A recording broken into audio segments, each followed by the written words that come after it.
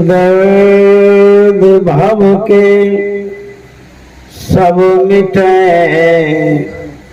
सतगुरु चरण नित से ये दुख दर्द भव के सब मिटे, सतगुरु चरण नित से ये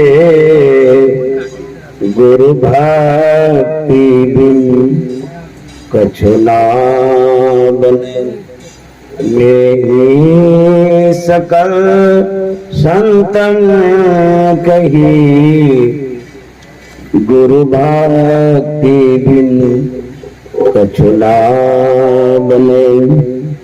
श्री सद्गुरु महाराज की जय।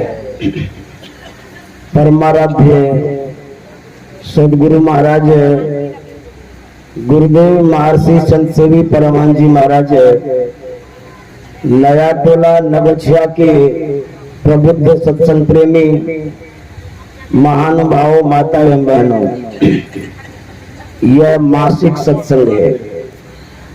नया टोला के तो लोग हैं ही, पुराने टोला के भी हैं, क्योंकि दूर दूर से आए हैं। तो नया पुराना जो भी हो सबको मैं नमन करता हूँ, प्रणाम करता हूँ। और जहाँ आप सत्संग अभी बैठ करके कर रहे हैं, सौभाग्य से मैं उस समय यहाँ मासिक सत्संग में आया था जिस समय मैं बीए में पढ़ रहा था नगछिया में। मेरा डेरा मखा तकिया में था।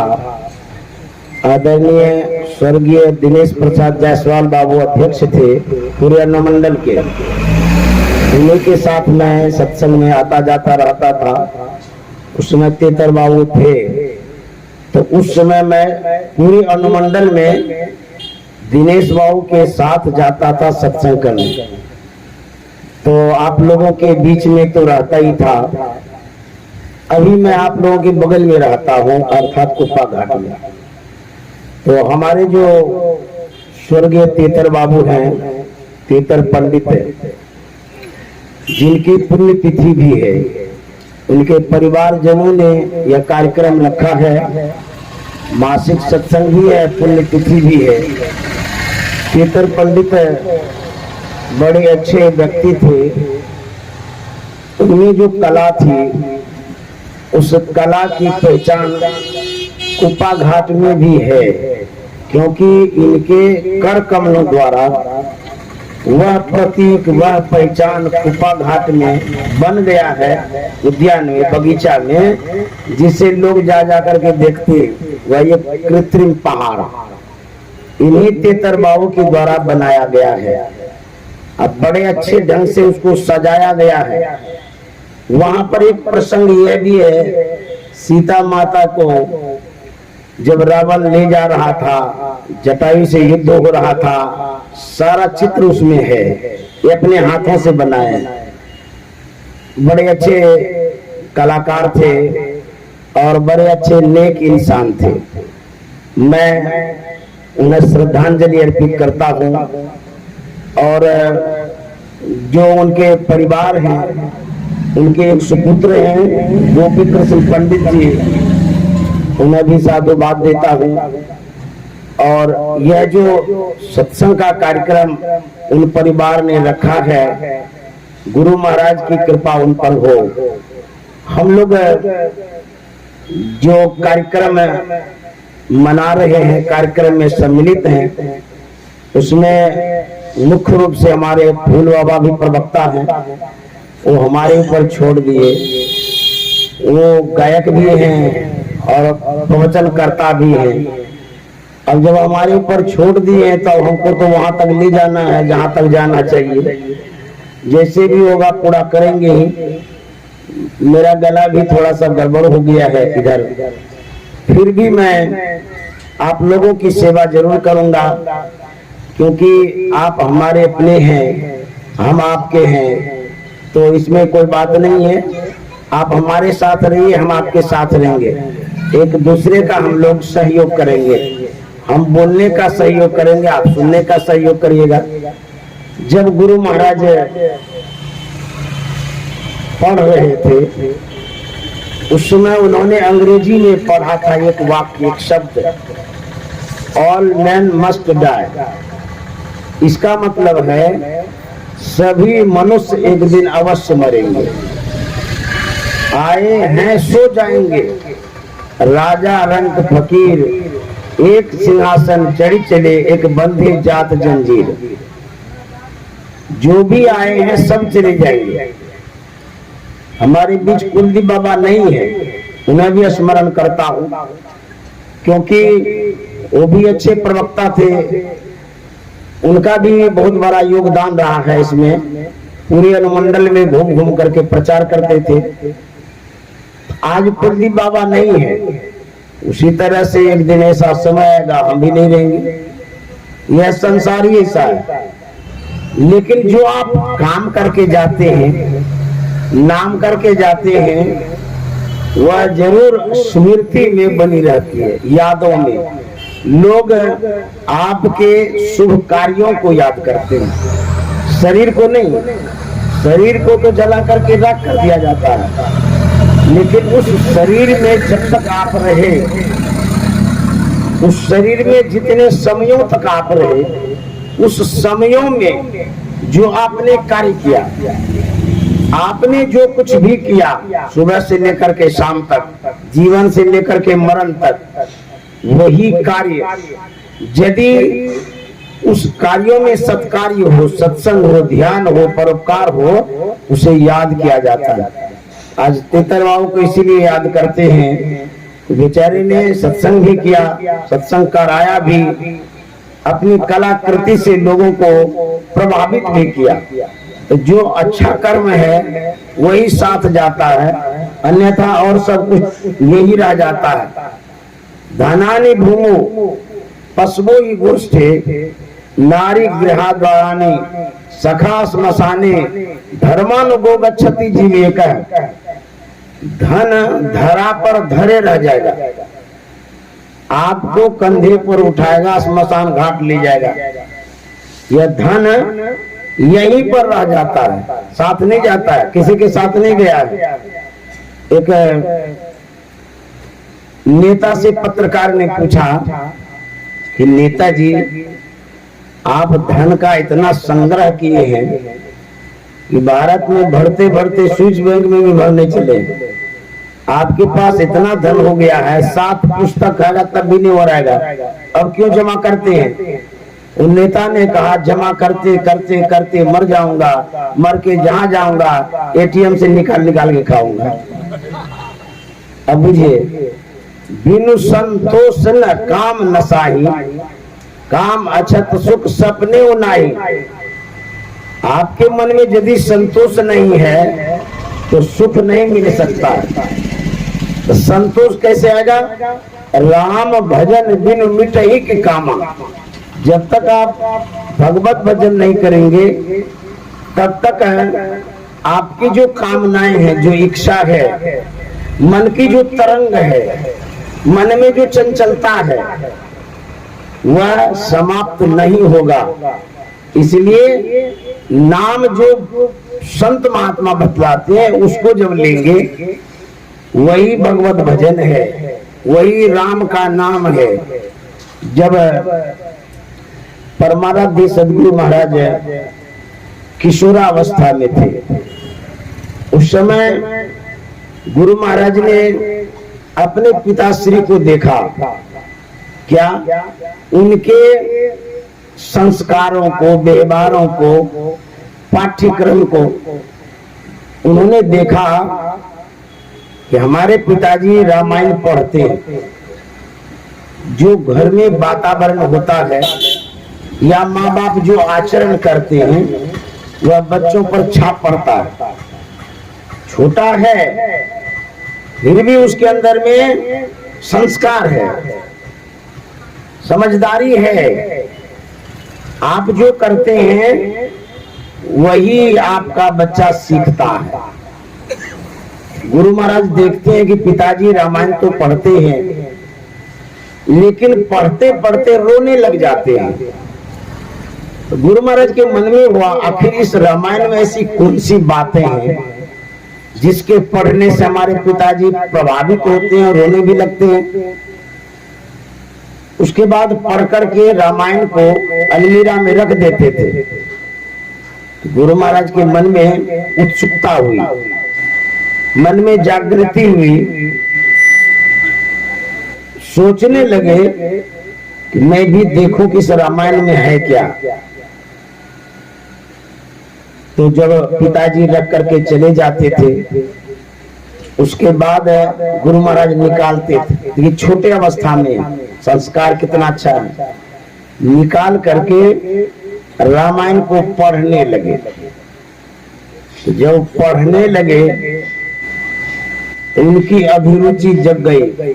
जैसे मान लिया जाए एक मधु का डिब्बा है, आप लोग घर में खाते होंगे, तो जो बच्चा है उसको आप देते नहीं, लेकिन उसके मन में होता है इस डिब्बा में क्या है, वो खाते रहते हैं।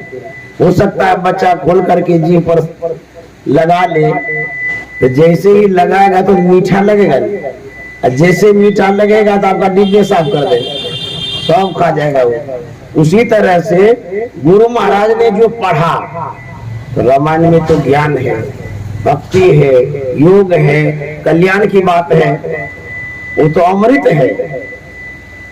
इनका संस्कार तब उत्तम था, संस्कार के कारण बातों को पकड़ने लगे। इतनी अभिरुचि जगी, पढ़ने की इतनी इच्छा जागृत हो गई कि पिताजी पढ़ करके जैसे रखते थे ये भी पढ़ने लग जाते थे। पढ़ते पढ़ते एक पंक्ति को पढ़े, एक पद्य को पढ़े, रामायण की वाणी को जब पढ़े, वह अवसर, वह समय, वह पद आ गया जिसमें लिखा था, दे धर कर यह सुभाई, भजिए राम सब काम बिहाई। ये पद तो हम लोग बहुत बार पढ़े होंगे, सुने भी होंगे, लेकिन प्रेरणा नहीं मिली। प्रेरणा पात्र को मिलती है, महापुरुषों को मिलती है, संस्कारी लोगों को मिलती है।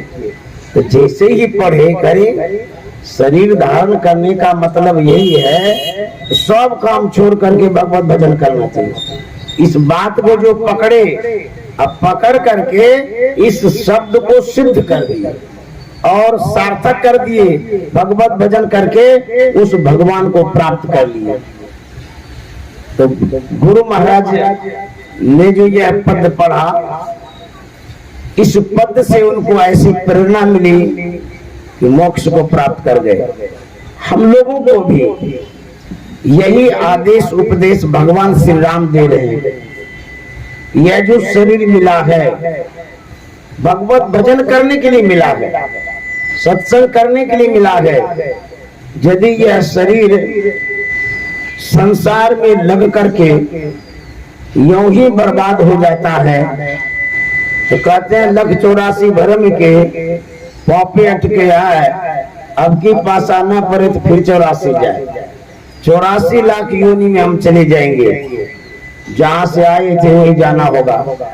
तब क्या करना चाहिए? यदि इस शरीर को सार्थक करना चाहते हैं, सत्संग से लागी रहो रे भाई, तेरी बिगड़ी बात बन जाई।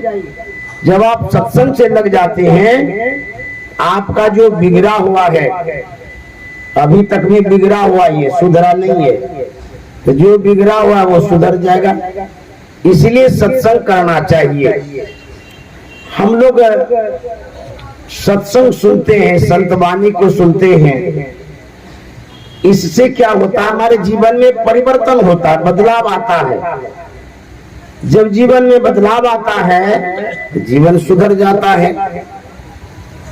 एक लघु कथा के माध्यम से बताना चाहूंगा कि विचारों में जब परिवर्तन होता है तो जीवन में कैसे बदलाव आता है।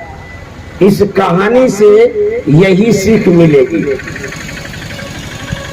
एक कुंभकार था, जैसे तेतर बाबू थे, मिट्टी का बर्तन बनाते थे।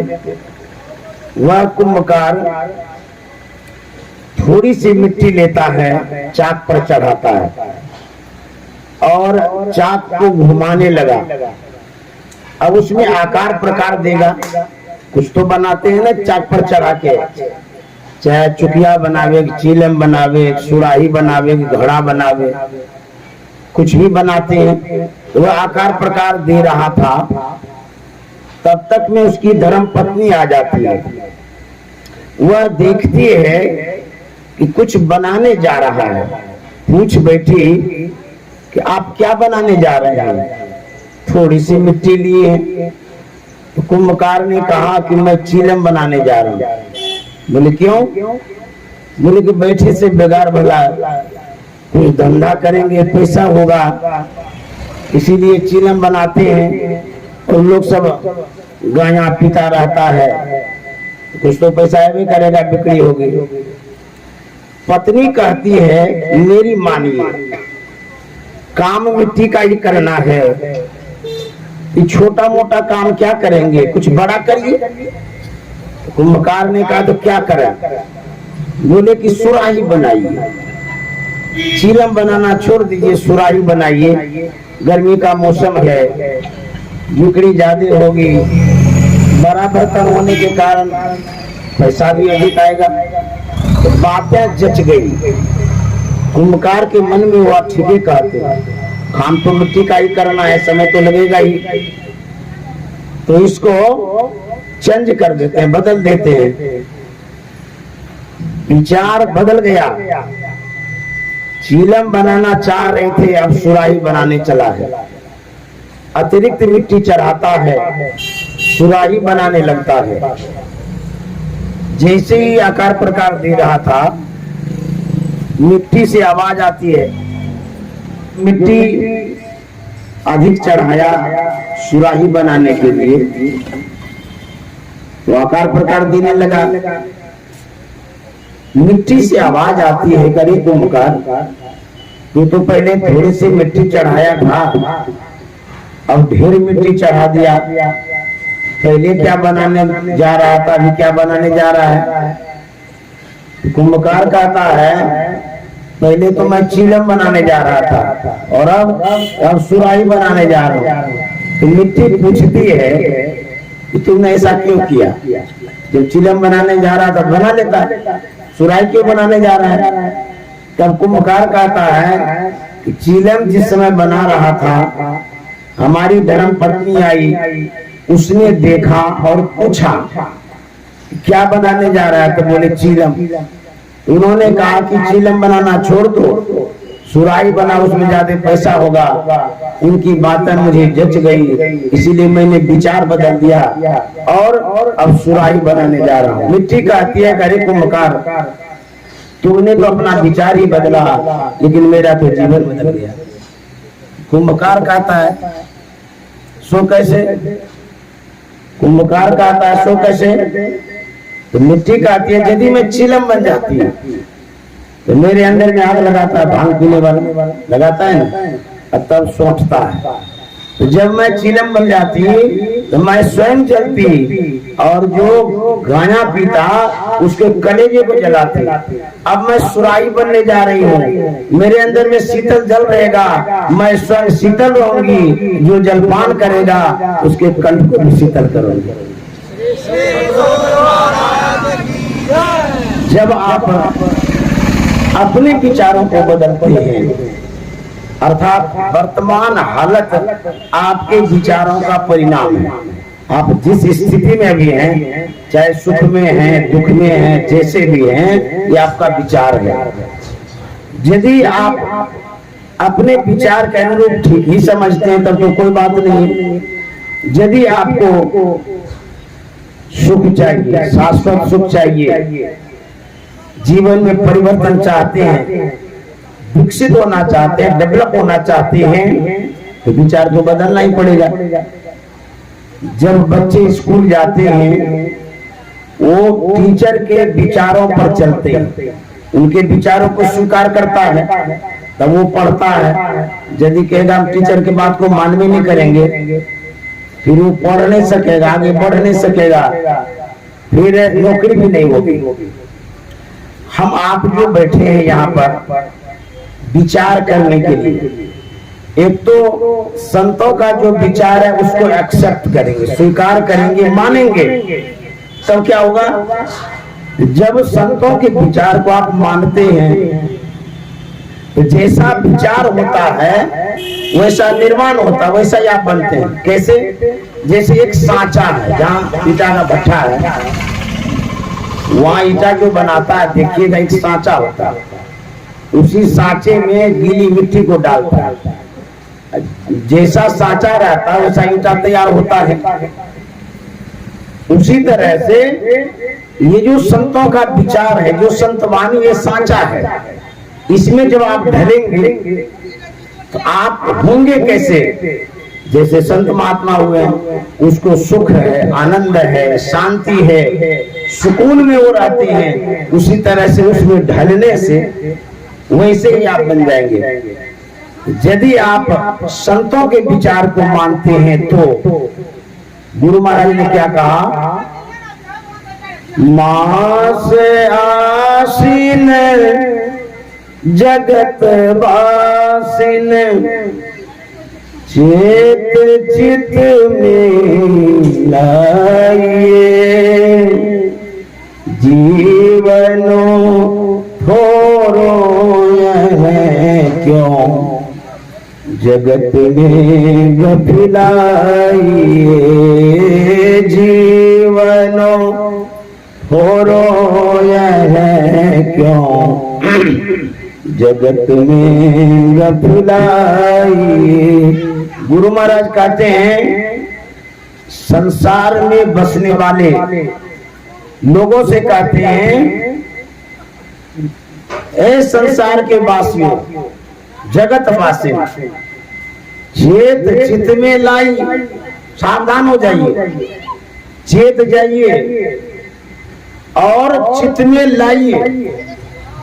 क्या चित में लाना है? आपके चित्त में जो बातें बैठी हुई है उसको हटाइए, और गुरु महाराज जो कह रहे हैं उसको हटाइए। ये कहते चेत चित में लाइए। क्या कह रहे हैं गुरु महाराज? गुरु महाराज कहते जीवनो थोरो है। ये जो जीवन है बड़ा थोड़ा है, जीवन थोर भया भव भोर, कहाँ धन जोर करोड़ कमाई। ये तो जीवन बहुत थोड़ा है। अब थोड़े से जीवन में आप यदि धन के ही पीछे अपने जीवन को लगा देते हैं तो घाटा में पड़ेंगे। कहते हैं ना भयो जग काहू को, गुरु महाराज कहते हैं ना भयो जग काहू को, कितनों को अपनों कियो, करी जतन जो याही त्याग्यो, शांति सुख सोई लियो, करी जतन जो याही त्याग्यो, शांति सुख सोई लियो।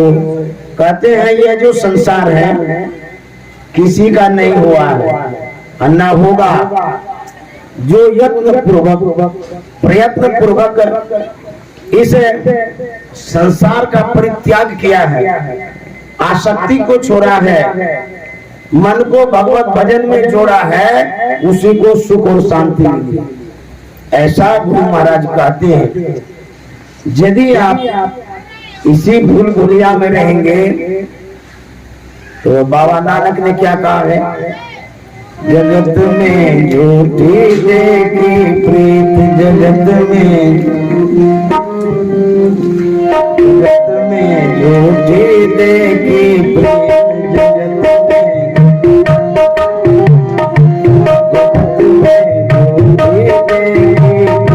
जगत में अपने ही सुख सो सम लागे, अपने ही सुख सो सम लागे, दादा राजा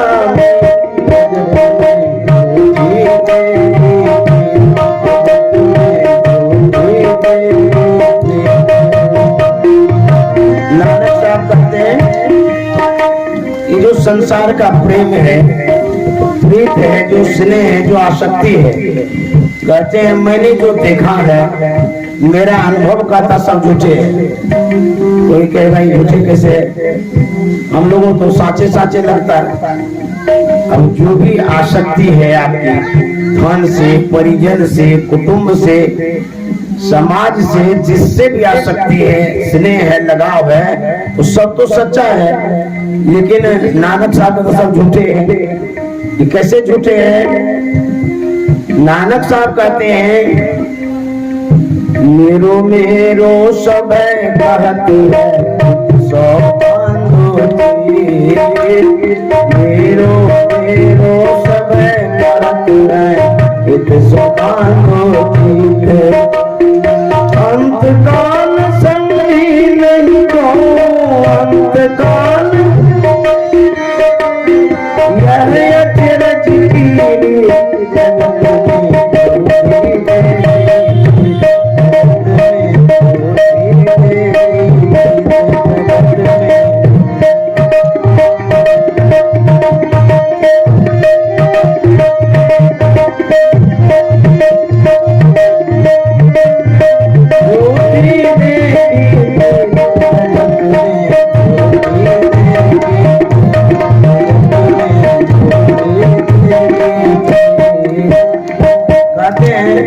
पता तब चलेगा जिस समय आपकी मृत्यु होगी।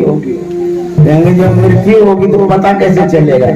लेकिन मृत्यु के पहले पता चलेगा कि अपना कौन है कि पराया कौन है। जब अस्वस्थ हो जाते हैं, बीमार हो जाते हैं 6 महीने के लिए, तो जिस परिवार से आप जुड़े हुए हैं वही नजरअंदाज करने लग जाता है, आपका देखभाल कम करने लग जाता है।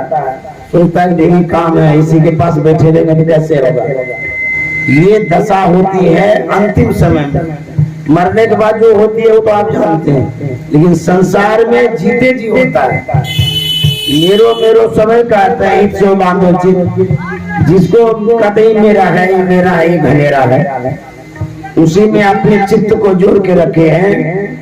नानक साहब का अंत काल मरने के समय संगी नहीं कोई, यही अचरज की बड़ा आश्चर्य का स्नेह है, बड़ा आश्चर्य का प्रेम है। मरने के समय कोई साथ नहीं जाता है, तो साथ क्या जाएगा? कबीर साहब ने कहा है नाम हरि का जप ले बंदे फिर पीछे पछताएगा।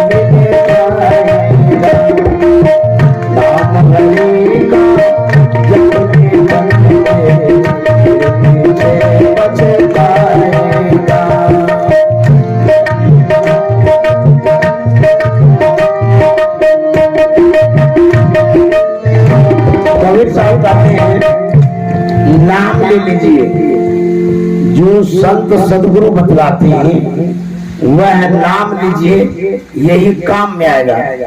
नहीं तो अगर फिर पीछे पछताएंगे। कोई कहेगा हम क्यों पछताएंगे भाई, हमारे पास करोड़ों का बंगला है, भरा पूरा परिवार है, व्यवस्थित जीवन है, हट्टा कट्टा शरीर है, सब कुछ तो बढ़िया ही है, हम क्यों पछताएंगे? जिसके पास आवाम है वो पछताएंगे। लेकिन एक समय आता है शरीर की शक्ति क्षुण्ण हो जाती है, एक समय आता है लीवर खराब हो जाता है, पेट खराब हो जाता है, आंख से सूझना कम हो जाता है, कान से सुनाई नहीं देता है। जब ये दशा जब आएगी उस समय क्या होगा मान लिया जाए। आपको डॉक्टर ने कहा है कि महीना 2 महीना तक आप रहेंगे और संसार छूट जाएगा आपका। आप पलंग पर पड़े हुए हैं, निहारते हैं बिल्डिंग को, मकान को, अरे जीवन भर कमाए, करोड़ों का बनाए और 6 महीना तक नहीं टिकेंगे। काहे के लिए हम बनाए, जानते तो नहीं है बनाते। उस समय पछताना पड़ेगा। इसी मकान में सब समय लगा दी। आपके अलमीरा में ड्राई फ्रूट्स है, काजू किशमिश बादाम चौहरा मनक्का। डॉक्टर बोला है कि सत्तू दीजिए, वो सब नहीं बचेगा। अलमीरा में जो भरा हुआ है, सोचते हैं कि डॉक्टर तो मना कर दिया है, अब तो हम खा भी नहीं सकेंगे, बेकार हो गया जमा करना। आप खाने के लिए जमा किए थे, लेकिन आप नहीं खा रहे हैं, कीड़ा खाया सबको। उस समय पछताना पड़ेगा। उसके बाद बैंक बैलेंस मान लीजिए करोड़ों का है, रुपया रख ले, तो आपको जरूरत पड़ा नहीं, निकाले नहीं। उस समय सोचेंगे कि करोड़ों रुपया बैंक में है तो किसको दे दें। मन में होगा किसको देंगे, हम कमाए किसी को क्यों देंगे। और नहीं दीजिएगा तो फिर आप ले जाइएगा क्या, आखिर देना तो पड़ेगा, अथवा कोई भी ले लेगा। और जब ले लेगा तब क्या हाल होगा, मन में होगा इतना हम कमाए, ले लिया कोई दूसरे आदमी। तो कबीर साहब कहते हैं पछताना पड़ेगा, जब यहाँ से जाना पड़ेगा। उसी समय आप सोचेंगे इतना कमाए, हम अनमोल समय को गमाए, कुछ साथ में नहीं लेके जा रहे हैं। तो गुरु महाराज ने क्या कहा दिया, सुकृत कर ले, नाम सुमर ले, हो जाने कल की, जगत में खबर नहीं पल की। शुभ कर्मों को कर लीजिए। सबसे बड़ा शुभ कर्म क्या है, जो आप नाम लेते हैं, भगवत भजन जो करते हैं, वह नाम लेना सबसे बड़ा शुभ कर्म है। ये भी शुभ कर्म है, लेकिन सबसे बड़ा शुभ कर्म है ध्यान करना। कल नाम सुमर ले, हो जाने कल की, कल का क्या ठिकाना है, कल क्या होगा नहीं होगा, कल का सूरज देखेंगे कि नहीं देखेंगे, रात में हार्ट अटैक हो जाएगा चले जाएंगे, एक्सीडेंट में चले जाएंगे, गंगा जी में डूब जाएंगे चले जाएंगे, कोई गोली मार लेगा पीछे से चले जाएंगे। तब क्या होगा, अचानक मौत आ जाएगी। काल अचानक मार ज्योति तर को बाज। संत महात्मा कहते हैं ये नाम जो है ये एक संस्कार है। जैसे आप हम सुन रहे हैं, कान के द्वारा जो कुछ सुन रहे हैं, यह एक संस्कार है, आपके चित्त में जाकर के स्टोर होता है, जमा होता है। संस्कार अच्छा भी होता है, बुरा भी होता है। तो जो संस्कार अच्छा वाला है, अच्छे लोग को प्रदान करेगा, जो संस्कार बुरा वाला है नरक ले जाएगा।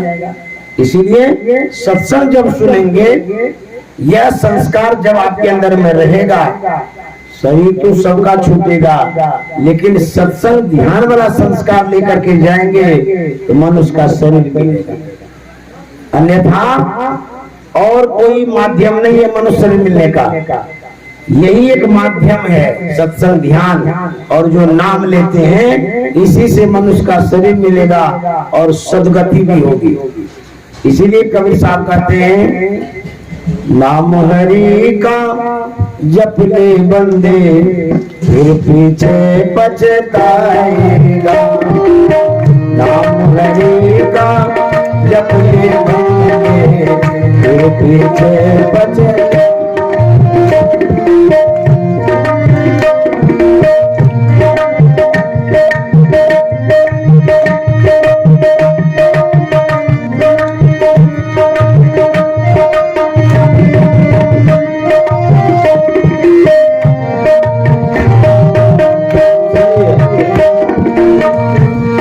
कहते हैं यह जो सुंदर तन है, इसकी क्या दशा होगी, जिस पर आप गौरवान्वित होते हैं, खुशी होते हैं कि हमारा बड़ा सुंदर शरीर है, स्वस्थ शरीर है, सबल शरीर है। तो कबीर साहब कहते हैं ये जो सुंदर तन है मिट्टी में गिर जाएगा। तू कहता है मेरी काया, काया का गुमान क्या, चांद सा सुंदर ये तन तेरा मिट्टी में मिल जाएगा। रावण इतराता था, इछलाता था, आज रावण है नहीं है, चला गया मिट्टी में। तो संत महात्मा कहते हैं यह शरीर भी एक दिन मिट्टी में चला जाएगा। जब परमाराध्य सदगुरु महाराज वैराग्य अवस्था में थे, भ्रमण कर रहे थे, एक सदगृहस्थ के यहाँ गए। उस गांव के वो विशेष अमीर आदमी थे, धनाढ्य व्यक्ति थे, बड़े विनम्र भी थे, साधु से भी थे। गुरु महाराज का कई दिन का प्रवास था। जितने दिनों तक रहे बड़ा सम्मान किया गया, बड़ा सेवा सत्कार किया गया। तो गुरु महाराज को जब जाना था, तो गुरु महाराज जब चले तो वह धनाढ्य व्यक्ति, बूढ़ा आदमी गुरु महाराज को सम्मान के दृष्टि से कुछ दूर छोड़ने चले, जैसे हम लोग जाते हैं छोड़ने के लिए। तो एक सीमा भर गए। उस वृद्ध ने कहा कि बाबा अब आप अपने गंतव्य की ओर जाइए, अब मैं अपने घर की ओर जा रहा हूँ। ये जीवन चरित्र में है घटना। तो उस समय गुरु महाराज ने कहा था कि मेरी धृष्टता को क्षमा करें, तो मैं एक बात पूछना चाहता हूँ आपसे। उस वृद्ध जन ने कहा इसमें धृष्टता की क्या बात है, आप पूछिए क्या कहना चाहते हैं। गुरु महाराज ने कहा था आप इस गांव में इतने प्रतिष्ठित व्यक्ति हैं, इतने सम्मानित आदमी हैं, यदि आप किसी को कहते कि बाबा को कुछ दिन छोड़ने चले जाओ, आपका बात शायद कोई नहीं काटता। आपके घर में बड़ा पूरा परिवार है, परिवार के किसी सदस्य से कहते वो भी बात नहीं काटता, वो भी आता छोड़ने के लिए। मैं जानना यही चाहता हूँ कि इतने बड़े आदमी होकर के आप स्वयं हमको छोड़ने आए, आखिर ऐसा क्यों। उस बूढ़े ने कहा था, धनाढ्य व्यक्ति ने कहा था कि बाबा मेरा जो शरीर है उस मुकाम तक पहुंच गया है जैसे पका हुआ आम, कब टपक जाएगा पता नहीं। यह शरीर कब समाप्त हो जाएगा इसका कोई ठिकाना नहीं है। मेरे मन में हुआ धन तो धरा पर धरे रह जाएगा और शरीर श्मशान घाट में जल के राख हो जाएगा। अंतिम समय में यदि इस शरीर से साधु का सेवा हो जाए इसी में हम सार्थक समझेंगे, इसी भावना से छोड़ने आ गए। इसीलिए कहते हैं नाम हरि का जपने बंदे फिर पीछे पछताएगा। नाम हरि का जपने बंदे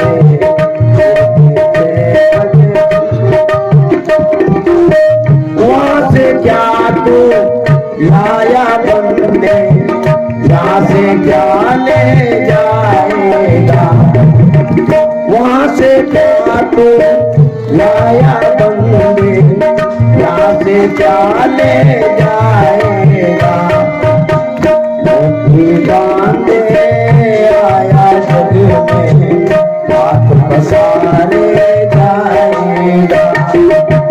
मुट्ठी बांधे आया जग में हाथ पसारे जाएगा। नाम हरि का जपने बंदे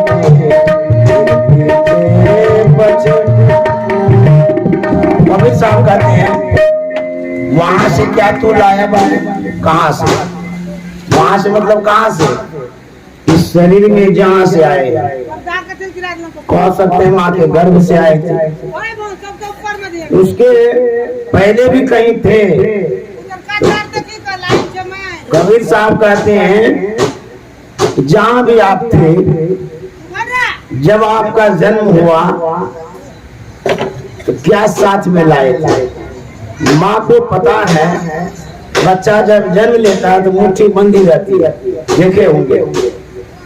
माँ के मन में होता है कि कुछ लाया होगा, तो मुट्ठी तो तभी न बांधते हैं, कुछ रखते हैं मुट्ठी में।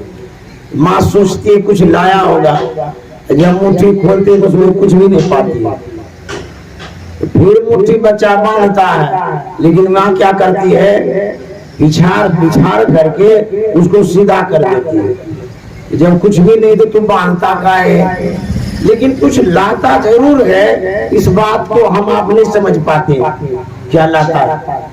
मुट्ठी जब भी बांधते हैं वो ताकत का प्रतीक है, एक शक्ति लाया है, अनमोल शरीर लाया है, अद्भुत शरीर है। परम प्रभु परमात्मा ने जो शरीर दिया है, इस संसार पर विजय प्राप्त करने का संसाधन भी है। साधन का मोक्ष कर द्वारा है कि नहीं? वह शरीर आया है जिस शरीर से इंद्रियों पर विजय प्राप्त कर सकते हैं, संसार पर विजय प्राप्त कर सकते हैं। अद्भुत शक्ति है, लेकिन उन्हीं शक्तियों को संसार में लगा लगा करके सब शेष कर देते हैं। तो मुट्ठी बांध के लाए थे, शक्ति तो लाए थे, विषय में लगा करके, संसार में लगा करके उसी को शेष कर देते हैं, तो रहा तो कुछ भी नहीं। इसीलिए कहते हैं मुट्ठी बांधे आया जग में और हाथ पसारे जाएगा। मुट्ठी बांधे आया जग में, हाथ पसारे, नाम हरि का जपते बंदे, पीछे पछताएगा।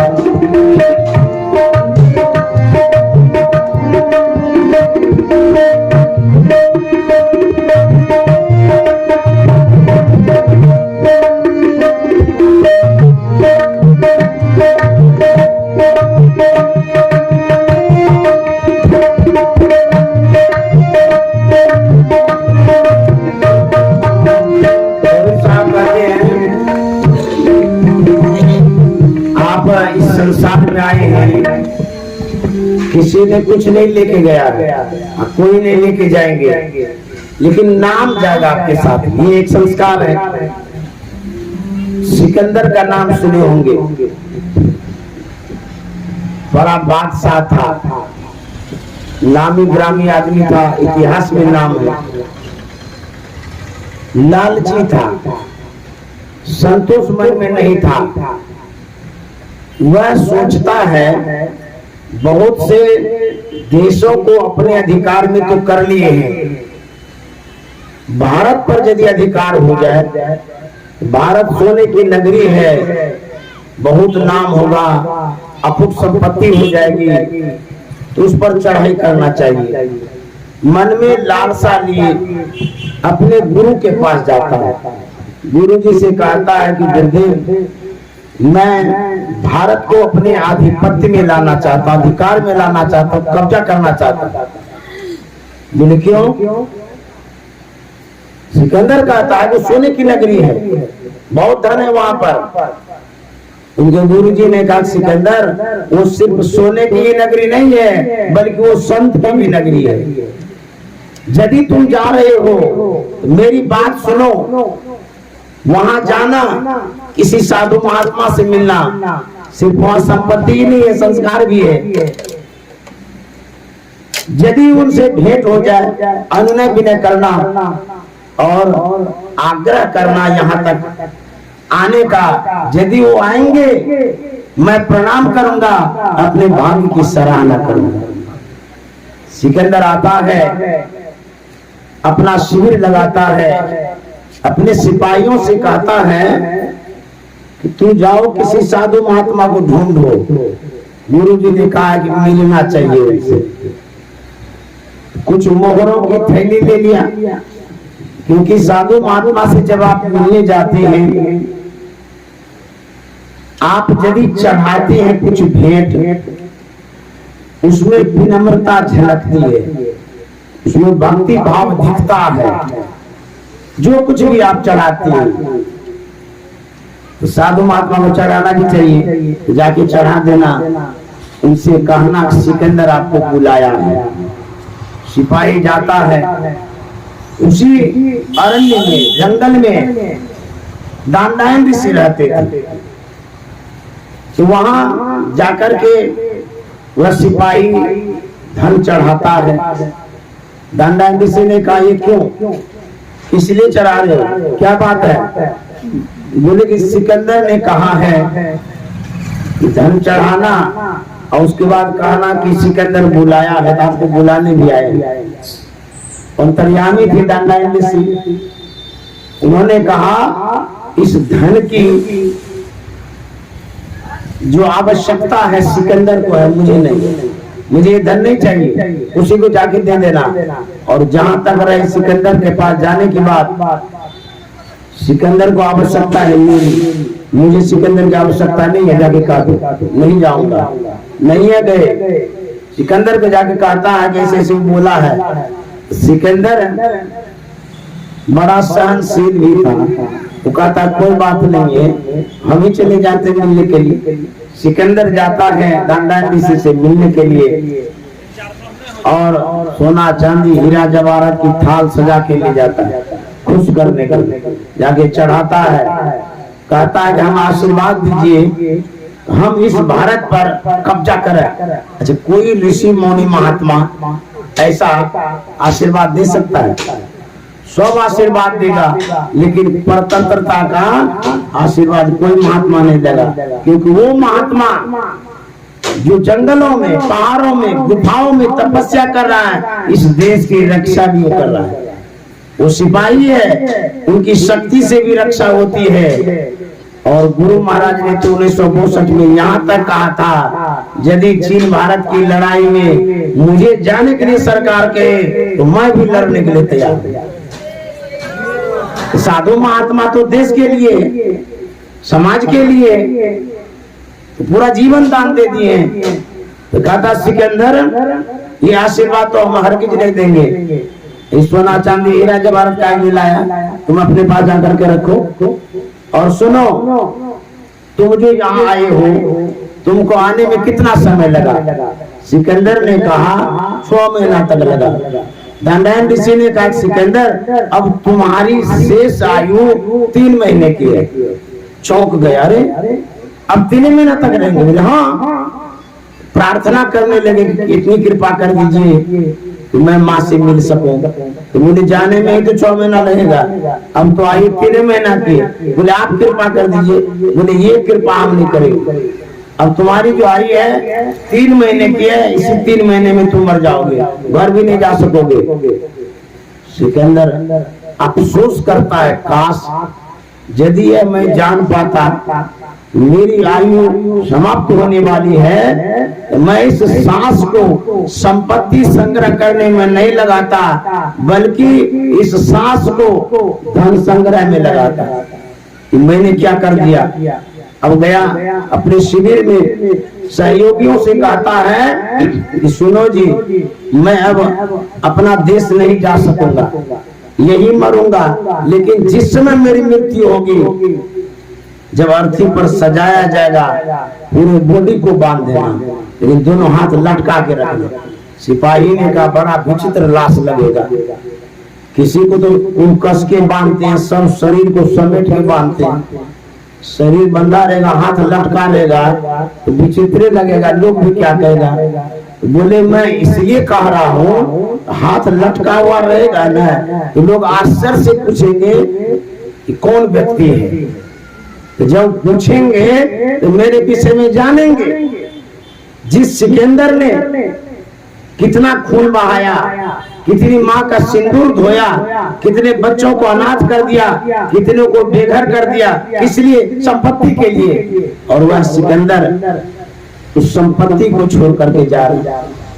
इस सिकंदर ने जो कुछ भी धन संग्रह किया, कुछ तो साथ नहीं जा रहा है, लोग उससे सीख लेगा। इस संपत्ति आवश्यक है, जरूरत है, लेकिन जितना जरूरत उतना ही। अनावश्यक संपत्ति का संग्रह करना और अनर्थ संपत्ति का संग्रह करना वो दुर्दशा का कारण होता है। सिकंदर ने कहा कि मैं यदि यह जानता, इस सांस को हम नाम लेने में लगा देते, धर्म में लगाते, लेकिन हम तो संपत्ति में गंवा दिए। जब सिकंदर ले जा रहा था स्मशान घाट, दोनों हाथ लटका हुआ था। यह देख करके किसी कवि ने कहा, इकट्ठे कर यहाँ के जड़, सभी दुनिया के मालिक थे। जड़ मतलब धन संपत्ति, इकट्ठे कर यहाँ के जड़, सभी दुनिया के मालिक थे। सिकंदर जब गया दुनिया से, दोनों हाथ खाली थे। इसलिए हाथ में कुछ नहीं जाएगा, यदि जाएगा आपके अंदर में जो चित्त है उसमें संस्कार जाएगा। अच्छा वाला संस्कार यदि जमा करना चाहते हैं, इसी के लिए सत्संग है। तो कबीर साहब कहते हैं, वहां से क्या तू लाया बंदे और यहाँ से क्या ले जाएगा, वहां से क्या तू लाया बंदे, यहाँ से क्या ले जाएगा। मुट्ठी बांधे आया जग में, हाथ पसारे जाएगा। मुट्ठी बांधे आया जग में, हाथ पसारे। नाम हरि का जपने बंदे,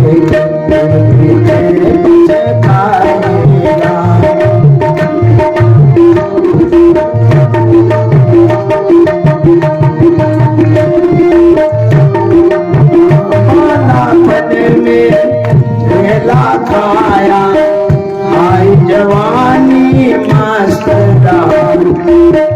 बालापन में, केला खाया आई जवानी मस्त रहा।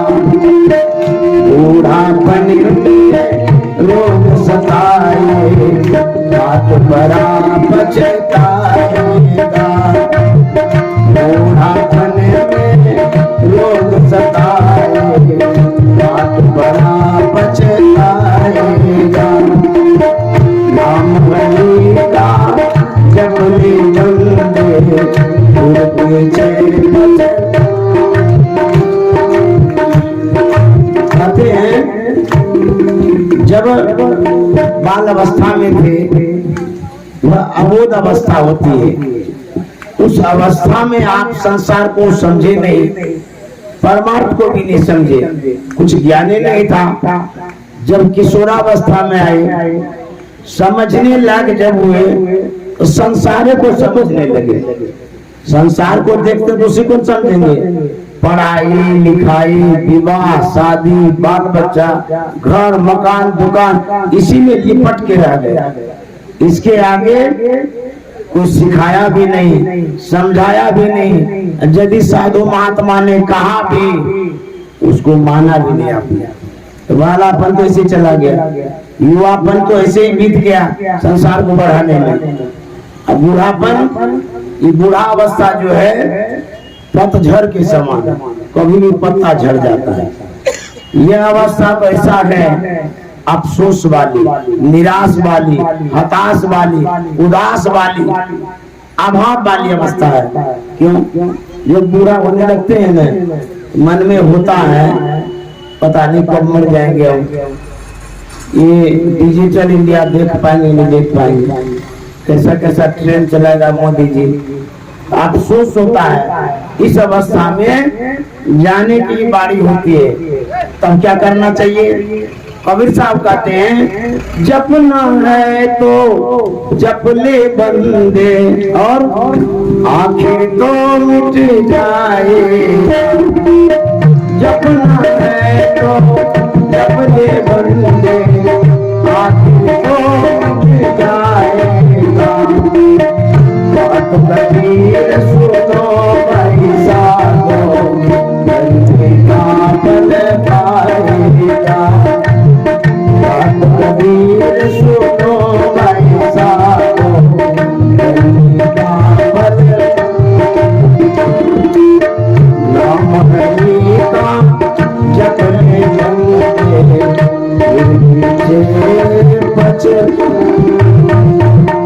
मनुष्य का जो शरीर मिला है, कहते हैं नाम लेना चाहिए। नाम जो लेंगे एक मौखिक नाम होता है जो मुंह से उच्चारण करते हैं। दूसरा जब आप ध्यान करते हैं, वह भी नाम लेना है। तो ध्यान जो करेंगे वो असली नाम लेना है।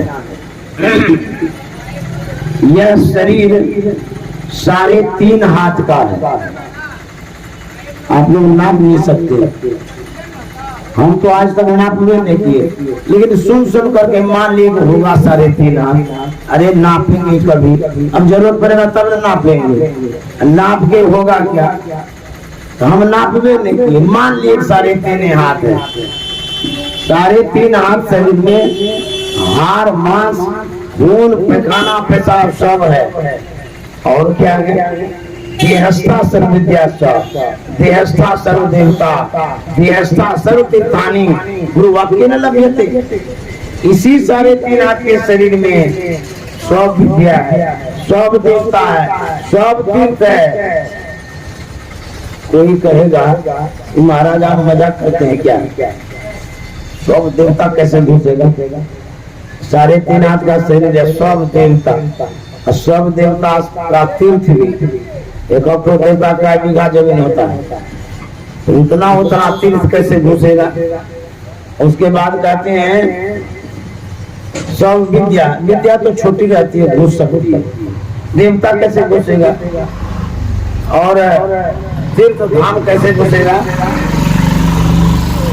ध्यान से सुनिए, अब हम समाप्ति की ओर जा रहे हैं। आपके पास टीवी है, पहले तो छोटी छोटी टीवी होती थी, 12 इंच का, 18 इंच का, 36 इंच का स्क्रीन वाली। अब तो 5-5 फीट की टीवी हो गई, उससे भी ज्यादा वाली। मान लिया जाए आपके पास टीवी है 5 फीट वाली। टीवी को जब ऑन करते हैं, दूरदर्शन पर आप देखते हैं, उसमें पहाड़ है, पठार है, मैदान है, इंग्लैंड है, अमेरिका है, थाईलैंड है, सब घुसा हुआ है। आपसे आप पूछें छोटी सी टीवी में पहाड़ कैसे घुस गया? बड़का पहाड़, समुद्र सब घुस गया, बड़का बड़का हाथी घूम रहा है। तो आप कहेंगे ये तो भौतिक वैज्ञानिकों का चमत्कार है, यंत्र विशेष से वो दिखाते हैं। आपके भौतिक वैज्ञानिकों में इतनी क्षमता है कि 5 फीट की टीवी में पूरा दुनिया दिखा दे, और हमारे जो परमात्मा महावैज्ञानिक है उसमें क्षमता नहीं कि 3.5 हाथ के शरीर में दुनिया घुसा दे। सकल दृश्य निज उदर में ली, सोवै निद्रा तर योगी, सोई हरिपद अनुभव परम सुख अक्षय द्वैत वियोग। अरे पूरी दुनिया इसमें है, देखेंगे तब ना। अच्छा मान लीजिए आपके पास मोबाइल है, उसमें SD कार्ड है, जिसको चिप बोलते हैं। उस चिप में माने 128 GB का चिप है, ऑडियो वीडियो सब लोड करते रहते हैं। जब आप YouTube खोलते हैं, स्क्रीन को ऊपर करते रहते हैं, कितना बीघा ऊपर हो जाता है पता नहीं लगता, ऊपर होते जा रहा है, कहां से आ रहा है? इतना छोटा सा तो मोबाइल है, ऐसे खींचते जाते हैं, निकलते जाता है, कहां घुसा हुआ है? इसमें वैज्ञानिक लोग सेट कर दिया है 128 GB तक उसमें जो मटेरियल है, सामान है, सामग्री है, घुस सकता है, रह सकता है, और उसके बाद नहीं रहेगा। हमारे जो परमात्मा है, इस शरीर में जो स्पेस है, जो जगह है, जो खाली जगह है, कितना है? पिंड माही ब्रह्मांड। अरे पूरा ब्रह्मांड है, स्पेस, जगह। तो पता क्यों नहीं लगता है? इसलिए नहीं लगता है, जो पर्दा है, जो आवरण है, उसको हटाती नहीं है। जब आप ध्यान करेंगे तो आकाश से भेंट होगी। इतना आकाश है, लख लख आकाशा, लख लख पता। अभी तो एक ही आकाश में आप भरे पड़े हैं। सुन्नी सुन के पारा, अगुन सगुन नहीं दोई, और दादू जाने न कोई। किसी को पता ही नहीं चलता है आकाश के विषय में, शून्य के विषय में। जो आंख है, पिंड और ब्रह्मांड का जो मध्य है, उसमें जब आप दृष्टि को टिकाते हैं, दृष्टि योग करते हैं, जब आप बिंदु पर दृष्टि को ले जाते हैं, तो वहां पर जो स्पेस मिलता, जगह जो मिलती है, अथाह बड़ी, बहुत बड़ी जगह है, नाप नहीं सकते हैं। ध्यान के द्वारा उसको प्राप्त कर सकते हैं। तो कहते हैं सब कुछ इसमें है। हमारे परमाराध्य सदगुरु महाराज कुप्पा घाट में बैठे रहते थे, अब बैठे बैठे दूर तक देख लेते थे। वही दृष्टि हमारे पास भी है, लेकिन हमारी दृष्टि आवरणित है, ढकी हुई है, छिपी हुई है, उन्मेष नहीं कर पाए, उभारे नहीं है, इसलिए हम लोग को पता नहीं लगता है। एक बार कटिहार के श्रीमान महेश्वर प्रसाद सिंह शोध कर रहे थे गुरु महाराज पर। उसमें उन्होंने एक पद पढ़ा, कबीर साहब का पद था कि डुबकी मारी समुद्र में, निकसा जाए आकाश, गगन मंडल में घर किया, हीरा पाया दास। विद्वान थे, शोध कर रहे थे, लेकिन संत वाणी की जो अगाधता है, विशेषता है, महत्ता है, विद्वान ऊपरी तल को जानते हैं, अंतस्तल को जानते ही नहीं है। संत वाणी के मर्म को संत जानते हैं, उसकी गहराई को संत जानते हैं। तो ऊपरी तल की विद्या से उनके पास सोचने लगे, कोई भी डुबकी मारेगा समुद्र में, पता जाएगा, घास जाएगा, ये तो हमको समझ में नहीं आ रहा है। कबीर साहब का निकसा आ जाए आकाश, आकाश में कैसे निकलेगा कोई? और वो कहता डुबकी मारी समुद्र, डुबकी जब मारेगा तो नीचे जाएगा, ऊपर जाएगा। जब उसके बुद्धि में आया नहीं, परमाराध्य सदगुरु महाराज के पास पहुंचे, वहां जाकर के इन बातों को रखे। महेश्वर बाबू ने कहा कि हुजूर, ये जो कबीर साहब की वाणी है कि डुबकी मारी समुद्र में, निकसा जाए आकाश, हमारे तो समझ में नहीं आता है। कोई भी डुबकी मारेगा समुद्र में, पता जाएगा, आकाश जाएगा, ये बात क्या है? कबीर साहब ने जो लिखा है। तब गुरु महाराज ने कहा था, महेश्वर बाबू, आप कबीर साहब की दूसरी वाणी तो नहीं पढ़े हैं?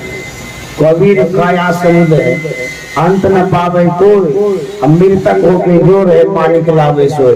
तब महेश्वर बाबू ने कहा, अब समझ गए ये समुद्र कौन सा है। ये काया समुद्र है, इसमें अगाधता है, लेकिन हम घुस नहीं पाते, बार बार घूमते रहते हैं। यह जो शोध है संत का, गुरु महाराज का, महावैज्ञानिक वाला है।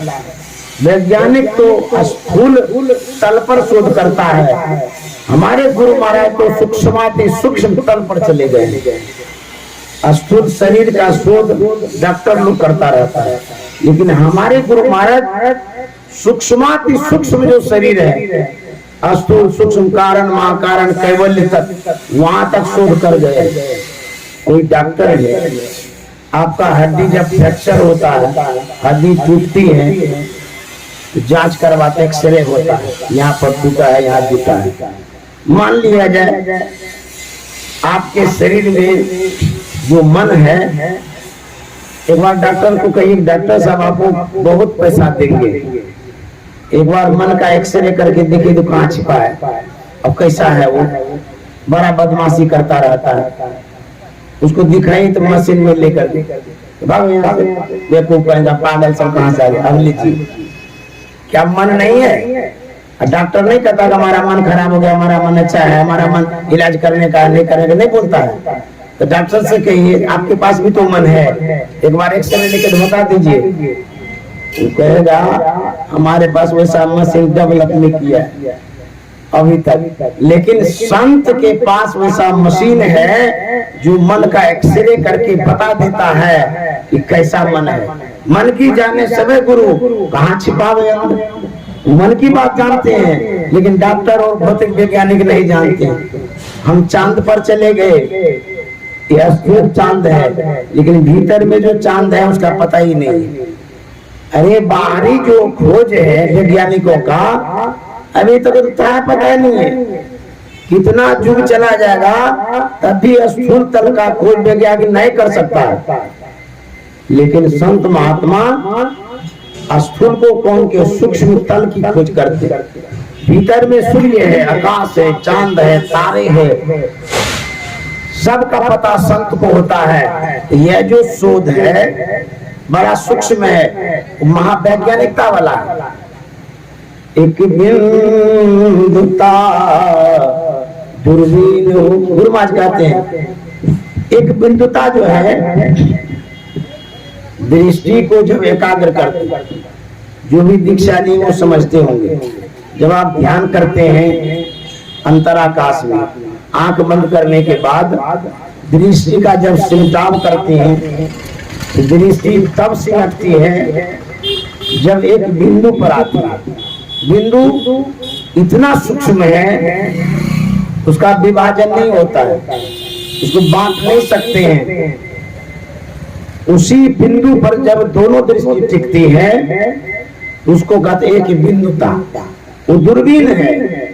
आप जब सड़क के वैज्ञानिकों को देखते हैं तो दूरबीन लगाता है सड़क को सीधा करने के लिए, लेकिन हमारे गुरु महाराज कहते हैं सभी मानव के अंदर में वो दूरबीन है। यदि आप दृष्टि का सिमटाव करेंगे उस दूरबीन की प्राप्ति होगी। कहते हैं दूरबीन क्या करे, बाहर का दूरबीन क्या करेगा। तो उसी को खोजने के लिए परम परमात्मा ने तो मनुष्य का शरीर दिया, दूसरा कृपा करके सदगुरु महाराज ने वह तरीका दिया। शरीर तो परमात्मा ने दिया, इस शरीर में जो कुछ खोजना है उसका तरीका सदगुरु ने दिया। अब आपको खोजना है। गोस्वामी तुलसीदास जी महाराज ने कहा है उघरे विमल विलोचन ही के। कहते हैं जब उघरेगा, क्या उघरेगा? विमल विलोचन। विमल का मतलब होता है पवित्र, विलोचन का मतलब होता है विशेष आंख। इसका मतलब ये जो आंख है विशेष आंख नहीं है, नकली आंख है। इससे जो आप देखते हैं ना वो सही दिखाई नहीं देता है। जो कुछ भी देखते हैं सब नकली देखते हैं। असली यदि देखना चाहते हैं तो जो आंख ढकी हुई है उसको उघाड़ना होगा। वही है विमल विलोचन। उघरे विमल विलोचन ही के। तो कहाँ आंख है? हृदय में है। कहाँ पर? योग हृदय आज्ञा चक्र में। जब वो उभरेगा तब क्या होगा? मिटाइए दोष दुख भव रजनी के। आप जो दुखी होते हैं, जो आपके पास कष्ट है, सब दुख दूर होगा दृष्टि योग करने में।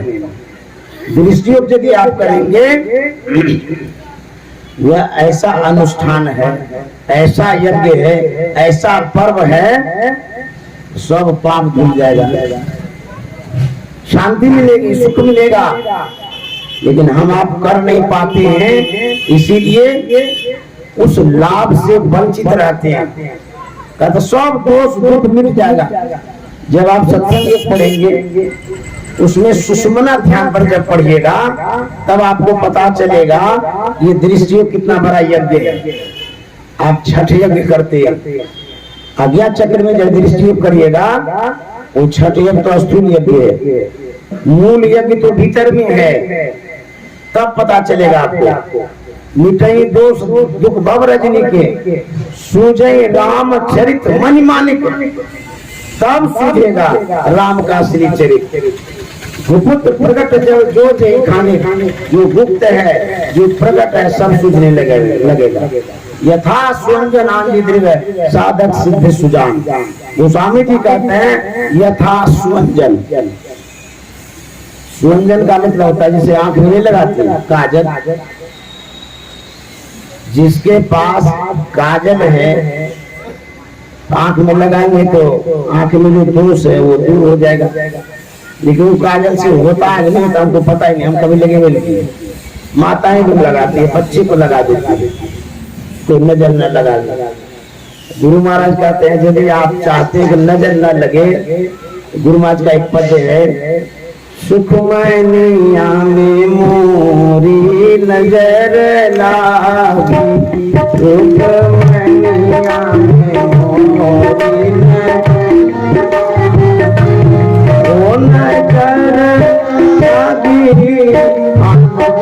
लागी, ओ नजर लागी, नजर लागी।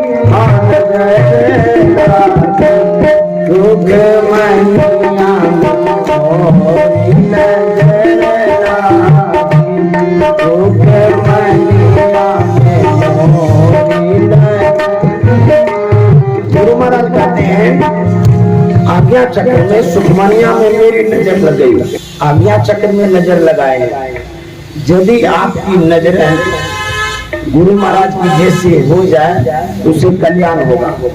लेकिन संसार के लोगों की जो नजरें हैं वो दूषित है, अपवित्र है, खराब है, गंदी है। इसीलिए वो नजर जब बच्चे पर लगाती हैं, बच्चे को दुख होता है, कष्ट होता है, बीमारी हो जाती है। क्यों? नजरें ही खराब है। लेकिन संत की नजर पड़ जाए तो उद्धार हो जाएगा। ये नजर जो है मतमैली हो गई है। जब कचिया खुरपी में धार कराना होता है तो बाजार जाते हैं, पी जाते हैं, पी जाते तो धार हो जाता है ना, और जितना कचड़ा है सब हट जाता है।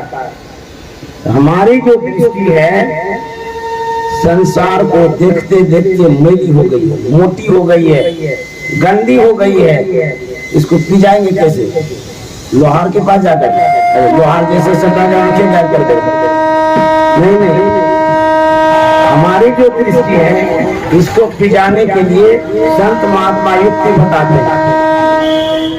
तेजो बिंदु परम ध्यानम विश्वात्म हृदय संस्थितम। जो तेजस स्वरूप बिंदु है वही मशीन है।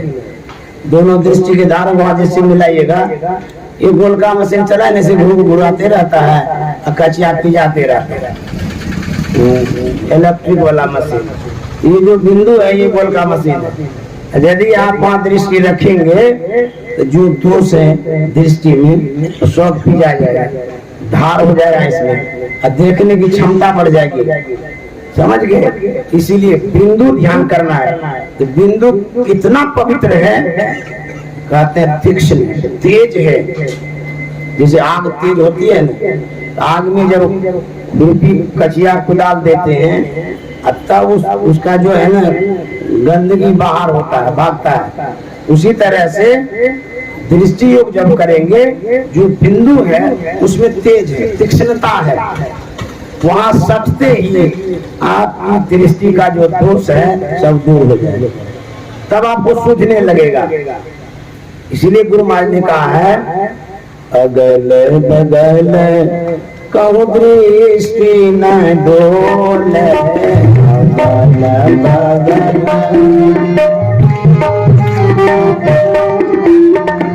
सन्मुख बिंदु पर लागी, सन्मुख बिंदु पर लागी, सुख मनिया में मोही नजर लागी, सुख मनिया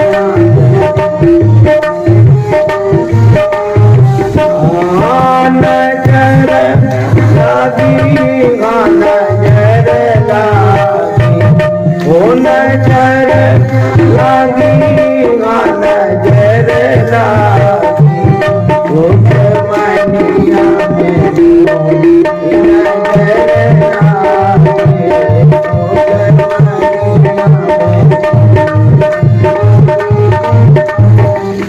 गुरु महाराज कहते हैं अगल बगल कहूं दृष्टि न डोले, सन्मुख बिंदु पकड़ लागे। यदि हमारी दृष्टि स्थिर होती है, अगल बगल का मतलब जब आप ध्यान करने के लिए बैठते हैं तो मन भागता है, आंख तो बंद है लेकिन आंख के भीतर मन नहीं रहता है। भले कोई सत्संगी ध्यान करते आंख बंद करके, सच में उनसे पूछिए आप रहते हैं आंख के भीतर में? नहीं, हम तो सोच रहे थे कि वो दूध ढकेंगे नहीं ढकेंगे, बिल्ली पी लेगी। तो कोई सोचता है कि अरे आयरन चलते हुए छोड़ दिए कोई आग लग जाएगी, तो ले बैठे ध्यान करने के लिए, बाहर ही तो घूम रहे हैं आप। आंख बंद करने से कार्य नहीं होता है, आंख के भीतर रहिए, चाहे आपको कुछ सूझे या ना सूझे, असली ध्यान वही है। क्योंकि आप आंख के भीतर भी नहीं रहते, बाहर ही भाग जाते हैं, खाली आवरण है। मन इतना सूक्ष्म है, सब आवरण छेद करके भाग जाता है। जब आप ध्यान करते हैं, कम से कम सिर्फ अंधकार को यदि देख पाते हैं तो वो भी बहुत बड़ा ध्यान है। वो भी तो नहीं देख पाते, भाग जाता है बाहर। तो गुरु महाराज कहते हैं जो मन अगल बगल भागता है, अर्थात विषय में, संसार में जो कुछ भी आप देखते हैं उसमें क्या होता है, हमारी दृष्टि कमजोर हो जाती है, फैल जाती है, पसर जाती है। एकाग्रता नहीं बनने के कारण सफलता नहीं मिलती। तो कबीर साहब क्या कहते हैं, दृढ़ करो दृढ़ करो दृढ़ करो हो जोगी, दृढ़ करो हो जोगी, ओ सूरतिया गोरिया,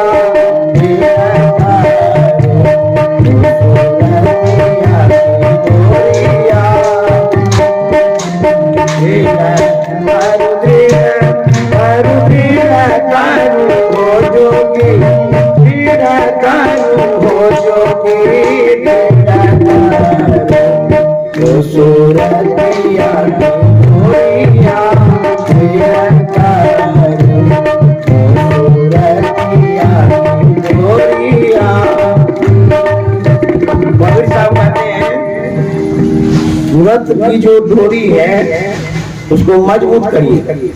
तो डोरी कोई दिखती है, गाय को बांधते हैं तो डोरी है, मजबूत डोरी में बांधते हैं तो ठीक है, और कहीं कमजोर डोरी में बांधे तो तोड़ ताड़ के भाग जाएगी। तो इसको दृढ़ कर, मजबूत करने के लिए, इसका मतलब कमजोर हो गई है।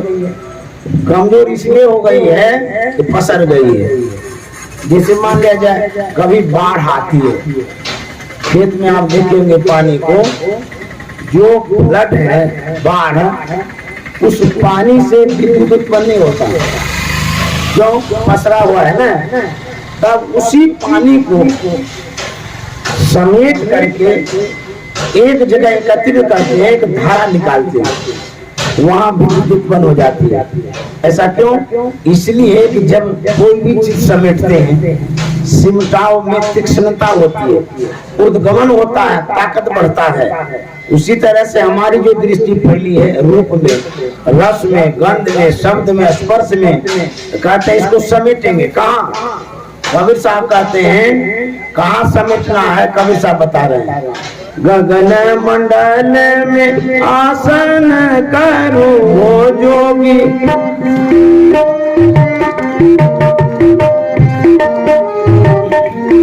गगन मंडल में आसन करो हो जोगी, आसन करो हो जोगी, जोगी धर ध्यान माथि